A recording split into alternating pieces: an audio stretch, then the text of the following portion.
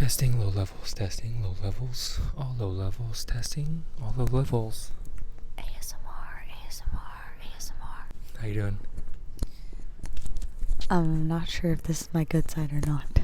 I think it needs to be more of a whisper. Hello, welcome to the Quiet Library podcast, and this is how I think the intro should go. Welcome to all my man thoughts and made for the streets ladies. We're your hosts, Nasty Gal Hannah Taylor, and myself, Jenner D's Nuts DaSilva. On this week's episode, we'll be discussing The One. Who's it by, Hannah? I don't know. We're Googling it, but it's right here. We should at least know the author, probably. That's great. I just want to confirm that you called me Nasty Gal. That's confirmed. That's what I think our intro should be. Hannah, what do you think our intro should be? Shh, be quiet. We're in the library. Cue the music. Perfect. Welcome to the Quiet Library podcast. Tentatively named, not associated with any other things that sound similar. We're here to talk about sexy books. Very nice. I'm bringing sexy books back. Yeah. What was that? But this one isn't really that sexy. It's more murdery, wouldn't you say? I think that's a spoiler. Okay, there's just going to be spoilers. If you haven't read the book, and then come back and listen to this, because we're going to be spoiling it left, right, and sideways. It's mostly murder and less smut in this book, but we're going to get all into that, so strap in or strap on. I really wish we each had our own microphone. We'll get there. Production value has to go up considerably. Okay, the thing about this book is there's a lot of main characters in The One. Ironically, for a book to be called The One. Do I remember their names? What does that matter? Yes, if you ask me about a certain character, I can tell you about them. In the book, we follow Mandy, Christopher, Jade, Nick, and Ellie are our 5 main characters. Quick rundown of some of those characters. Who do you want me to do? Start with Mandy. Mandy's got issues. Mandy's got big time issues, okay? Mandy's been looking for the love of her life her whole life. She's like in her late 30s. There's this, well, first you have to do the premise. You can't just talk about the characters without talking about the premise of the book. So if you want to talk about the plot, I'm not just going to go into the characters. The premise of this book is essentially you send off a swab of your DNA like Ancestry.com or 23andMe, like any other DNA testing site, and they match you with your perfect match. They match you with your soulmate. And it causes a lot of drama for our 5 main characters. So, get into the characters. You follow the scientific founder. You follow the founder of the Match.com DNA testing. Her name's Ellie. And her journey on finding her match. Without giving too much away, or do we just spoil everything? I don't know. Anyway, there's her. There's Ellie. There's Mandy, has also been looking for love her entire life. She's in her late 30s and she discovers her match, Richard, and decides to go and meet him, only to find that he died. And then she starts to get to know his mother and his sister. R.I.P. Richard.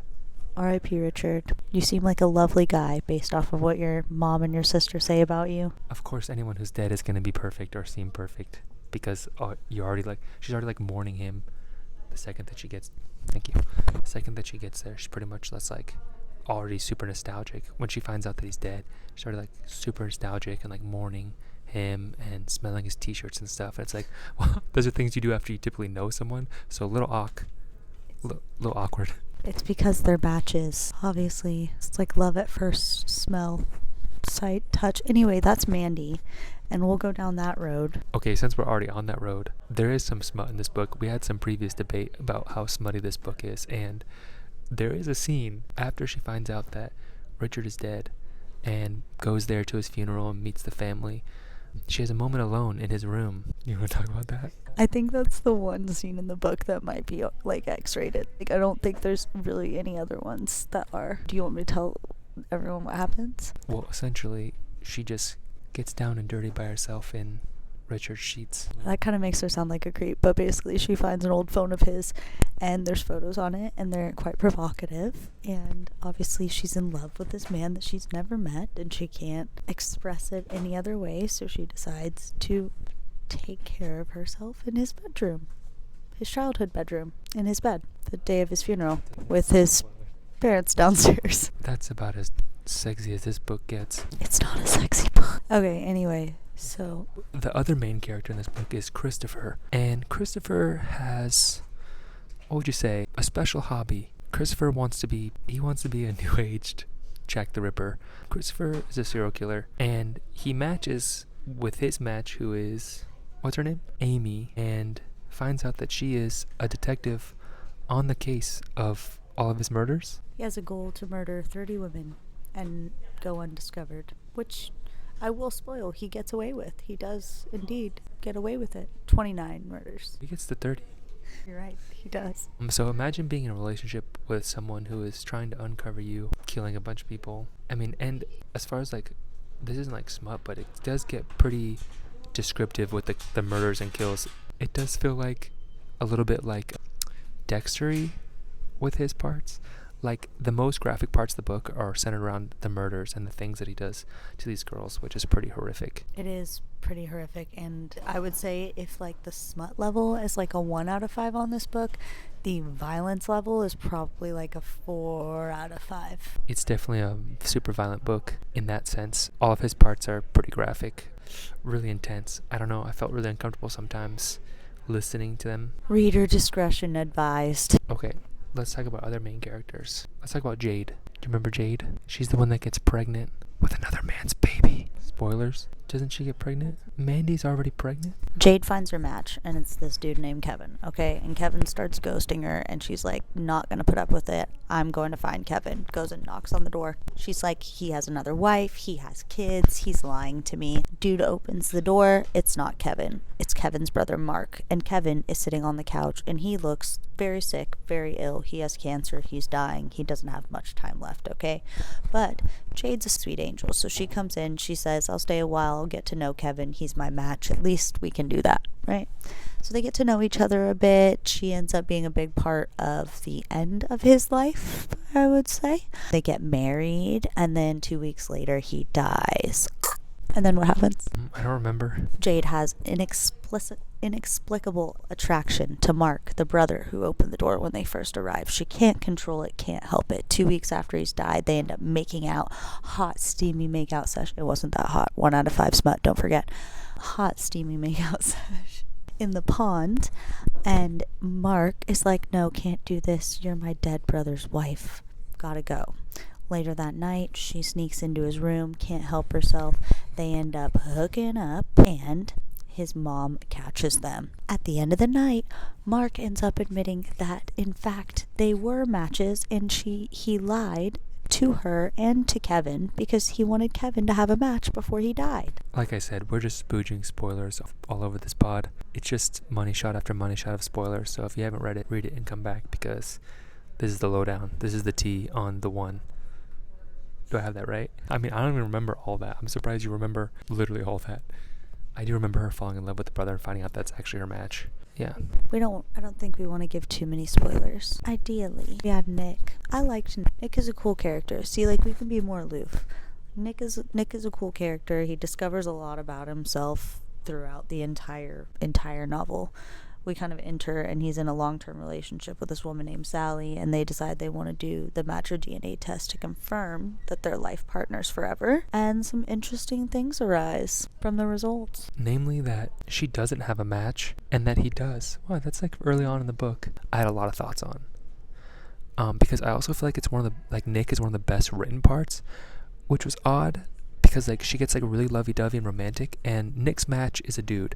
So to think that there's, like, a soulmate out there for you that's, if you're a heterosexual male, and to say that's another male, like, at first, I'm going to be totally honest, it started to make me really uncomfortable hearing about it as he delves further into this relationship, as he tries to find his soulmate, because they eventually decide to find the soulmates of each other, right?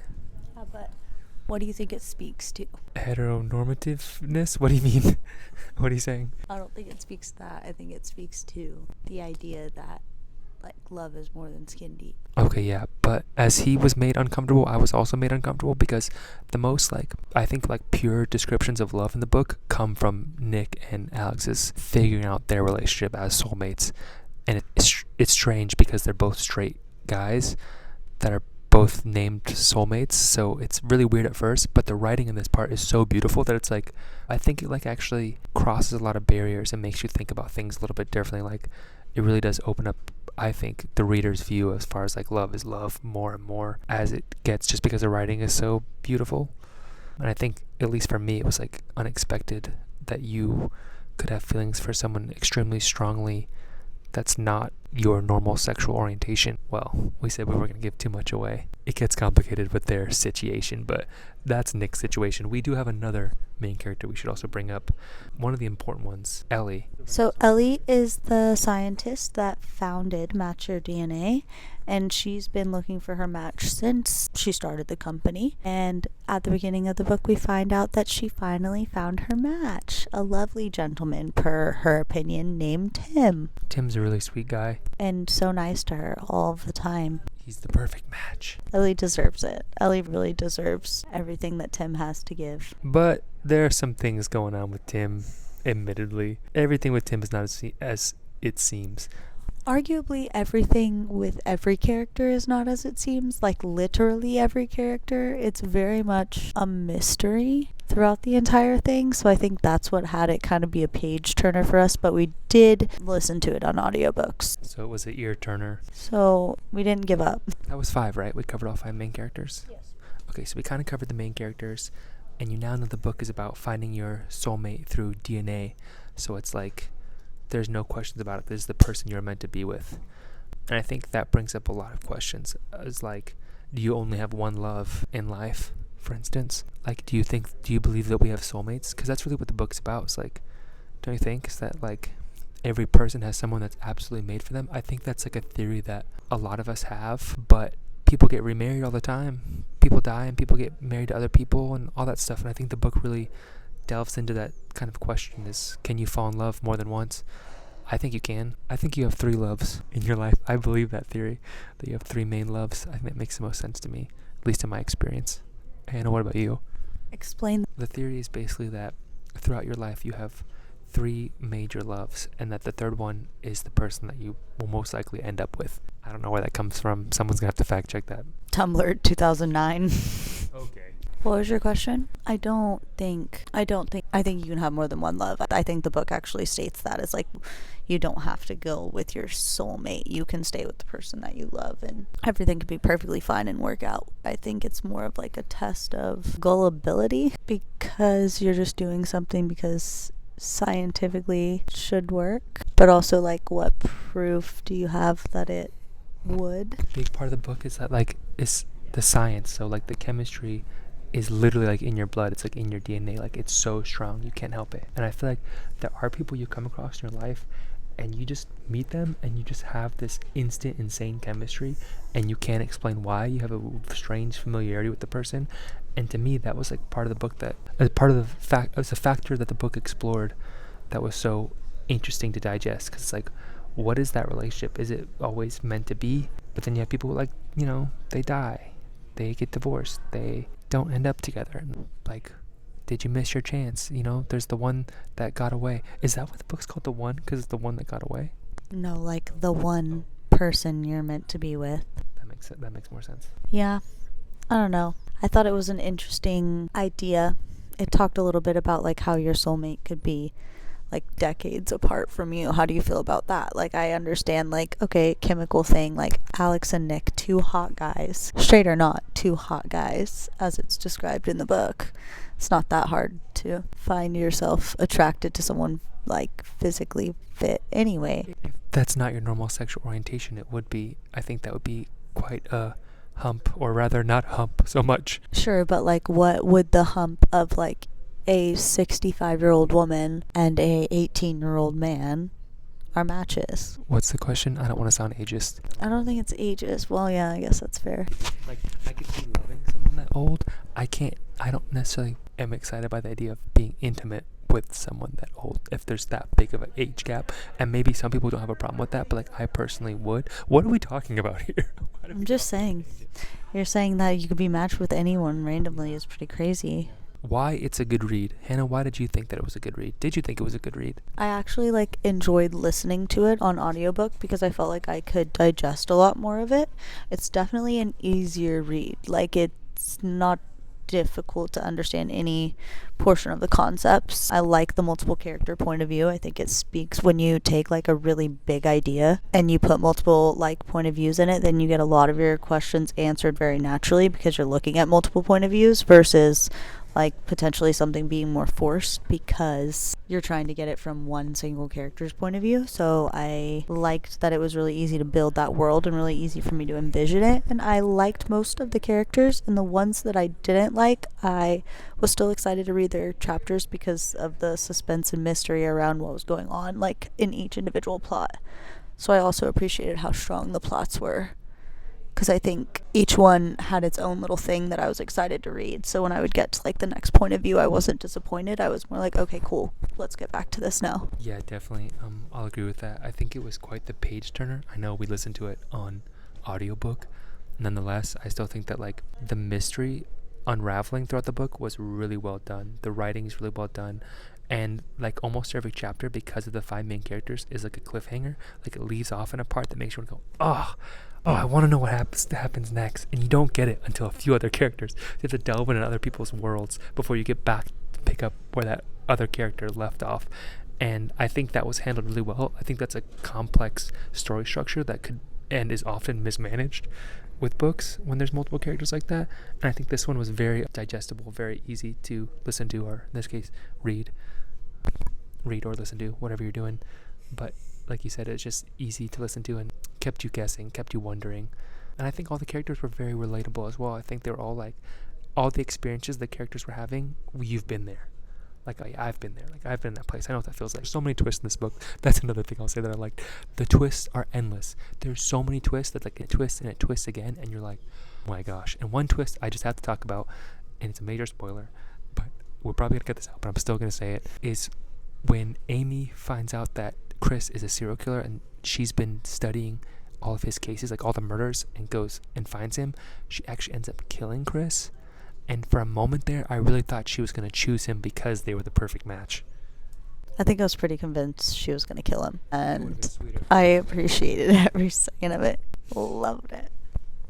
Okay, Jenner, what did you dislike about the book? This was a like and a dislike. I liked that the writing was so good when it came to, I know I keep hitting this point, but Nick and Alex, the parts that were so well written about the strongest relationship was a homosexual relationship, and that made me feel weird. I don't know why. That's kind of silly, but I did like how well it was written, but I didn't like it because it made me feel a little uncomfy personally.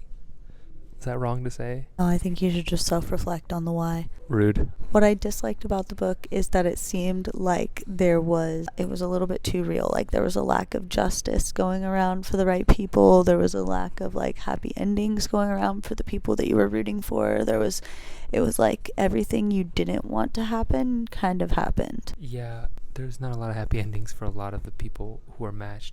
And what you kind of come to find about the book is that maybe everything isn't always as it seems. And I think that's kind of devastating. I think in a way that is relatable, such as we want to feel so strongly about a certain thing and we really want to believe in it. And then you find out that people are fake as fuck. I think that happens a lot in real relationships. And so that was a dislike, but it's also a like in the sense of I guess that's true. That's what I mean. Too real for me. I like my books to have a real element of happy ending, dreaming, fantasy, a little too real, a little too close to home as far as the happenings in that world. Yeah.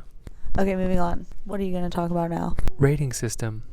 Okay, let's talk about the rating system. We should pause. Cool, because I have to go to the bathroom. Okay, bathroom break. Time for everyone's favorite part, the smut scale. How smutty was this book on a scale of 1 to 10? We have to level for the guests, for the audience. We have to create a level. So level 1 would be the least smuttiest book we both read. And level 10 would be the most smuttiest book we've ever read. So the smuttiest books I ever read were because of you. You recommended them. I don't know what the least smuttiest book I've read. A dictionary? No, I think we could, we both read Ready Player One. Okay, yeah. That was very family friendly, very safe. PG. That's our one. Ready Player One. are 10, what would be the most smuttiest book I've made you read then? Fourth Wing. Really? Iron Flame maybe has more. Okay, but whatever, that's... Okay, fine. Iron Flame is 10, even though it's not a 10. I don't think you've read them. That's not true. Old school romance novels will be our 10 then. So 1 is Ready Player One, PG, sci-fi fantasy, maybe a kiss or two. Level 10, old school classic romance books. Where does this fall for you? This one, I think there's a little bit of smut, but it's really the murders, like the most graphic, the most salacious stuff in the book, the most, how would you describe it? Highly described in detail. Yes, would be like the murders and not the sex scenes. There's the one scene with the lady, and then not really much else that I can remember. Everything's pretty like above board romantic wise. I'm pretty sure we get like Jade getting it on the most is like where we get the most information. I wanted more information from Nick and Alex, but I understand like maybe why that wasn't in there, but I wanted it. So I'd give it a 2. I give it a 1, like 1.5. There's not much. Don't expect a whole lot in that department. Expect a lot in the graphic, like horror, scary. Expect a lot there. Very like You or like Dextery. Those were the vibes I was getting from this book. Quite heavy. I was getting heavy Black Mirror vibes. Yeah, that's a good call. Okay, overall rating of the book. So let's also do the same thing as far as like the scale. Like, best book you've ever read, worst book you've ever read. It has to be what we both read, and I think what I'm going to say is a little controversial because it's a DNF for us. Do you know what DNF means? No. Did not finish. So number 1 I would put up there would be Wicked. As the worst? See, I would have... That book's got smut. I don't even know if you call that smut. I don't know what you call that. There's some things going on in that book that are just deeply disturbing. But I actually would have finished it. Like, it didn't bother me as much, I think, as it bothered you. But we didn't finish it, so I can't say that. Okay, so for me, I would say the best book ever, like one of my favorite books of all time, would be Goblet of Fire, like Harry Potter.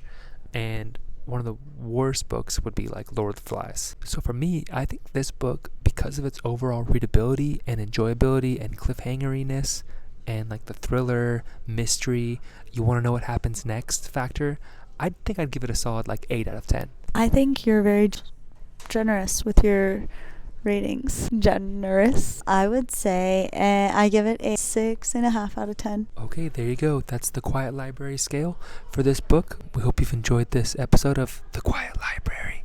Wait, you do it better. The Quiet Library podcast. Shh, be quiet. We're at the library. Perfect, exactly. Yeah, so that's our episode this week. Please join us next week as we discuss Onyx Storm, the pop culture phenomenon that's being turned into a series on Amazon by MGM Studios and Michael B. Jordan's production company. We'll get more into that next week. We hope that you join us then.